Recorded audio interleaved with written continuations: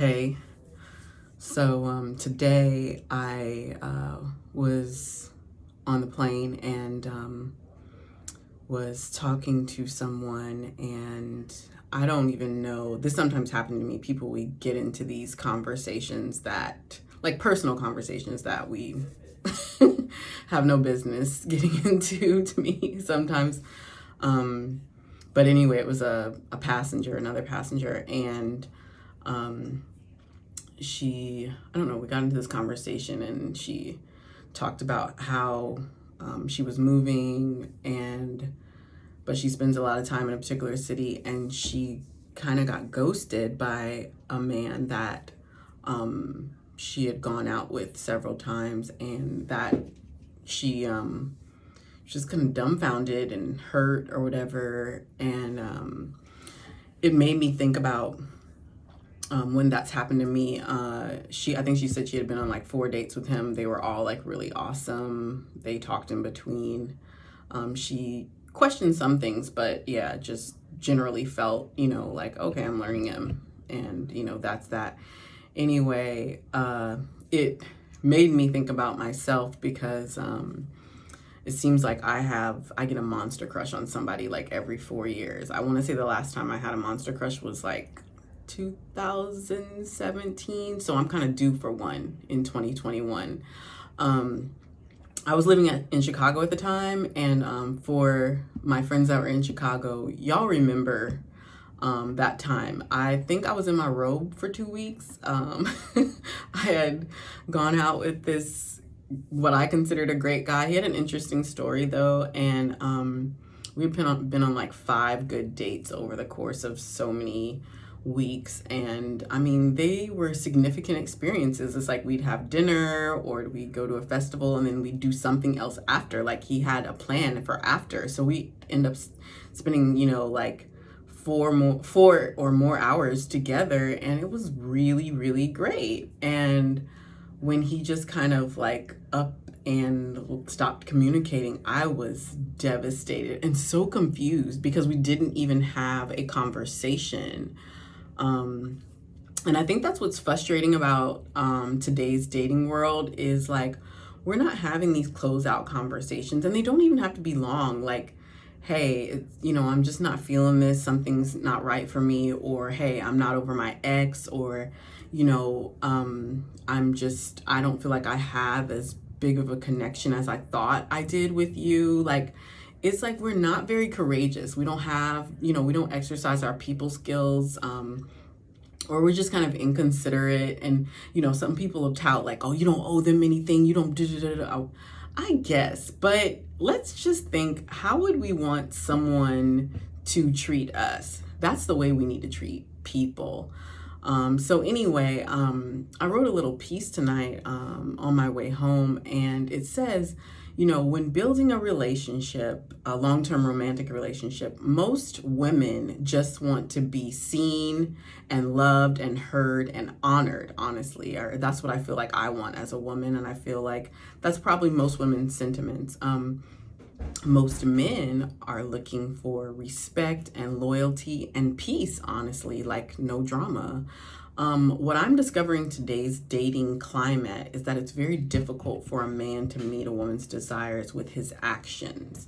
A lot of men are struggling with inconsistency or consistency issues, understanding issues, general connection issues, or they're just not disclosing what they're really going through or what's really happening as far as timing.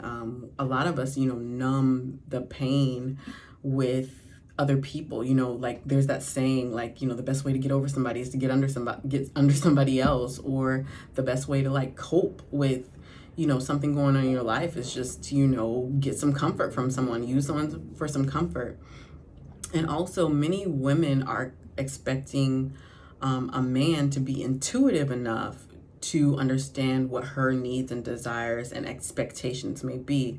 I feel like sometimes, and I've been guilty of this, like in the past, is that we kind of want a man to read our mind and know what to do, and he doesn't, because he's a man and I'm a woman, and like we're wired so differently. I feel like the average woman is kind of frustrated because the average man is not willing to be patient and kind of peel back her layers. A lot of us have walls up, both women and men. The average man is frustrated because the average woman doesn't appear to know exactly what she wants, or she wants something like simple and tangible that many men are like, that doesn't matter at the end of the day, or it's superficial, you know. And so we kind of have to find a way to meet each other. I want to encourage both men and women. Let's see.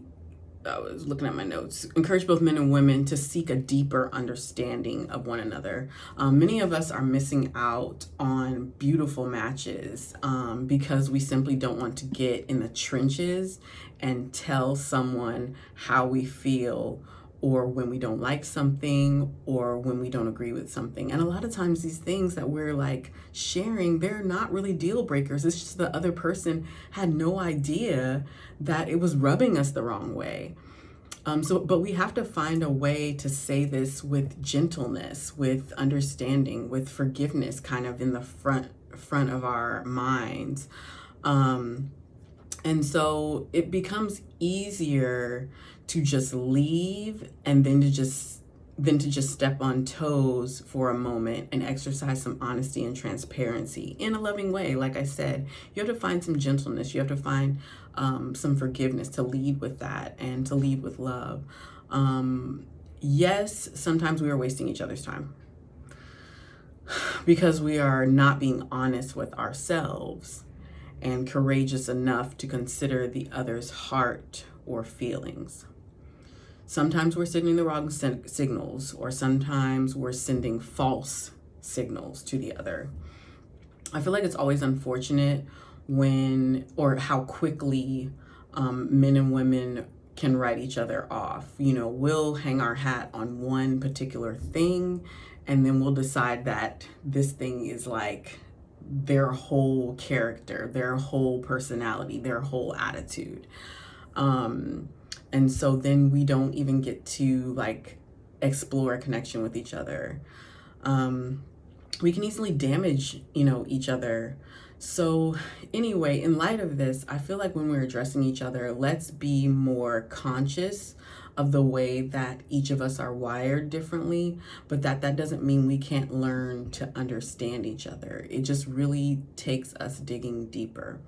The truth is that we need to walk more in love and consideration and in grace.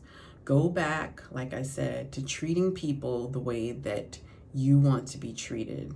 There is a lot of peace in that. Because I know that when I share, my feelings with someone, in any sort of relationship, that I do have peace about that, because I'm just like, hey, I put my cards out there. I didn't play the game. And so I can stay or I can walk away with some like resolve, with some peace.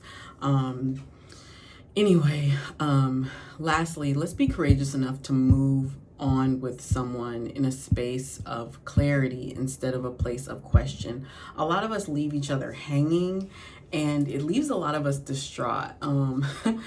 I remember when I sometimes I just got caught up with the game.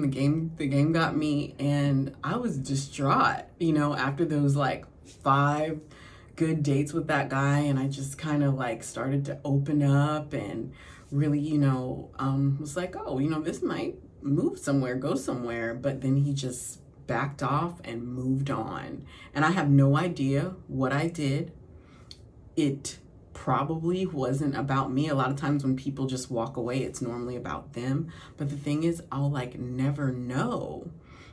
And so I just had to deal with the residue. And some of us need to develop a certain amount of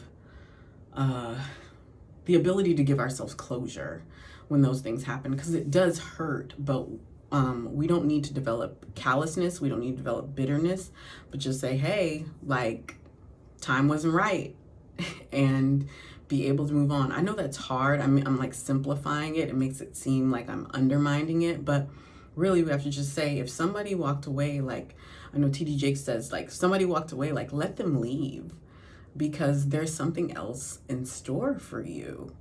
And we have to be okay with that. We have to find peace in that. But we also have to understand that there is some peace in walking in clarity and not question. So we do our part to give clarity to ourselves and to someone else. And we also realize that ambiguous behavior, it hurts people and sometimes delays good things flowing to you, because what you put out, the energy you put out, is what you're going to receive. And so if you put out clarity, if you put out honesty, if you put out transparency, if you're able to say, hey, just wait, like I need some time, I need some space, like that will flow back to you. And you know, good things can happen from there, but I think it's a growth point for everyone, especially when we're dating. Anyway, that's all I have to share. I hope that, you know, you kind of gleaned something from this and knew where I was going. Good night.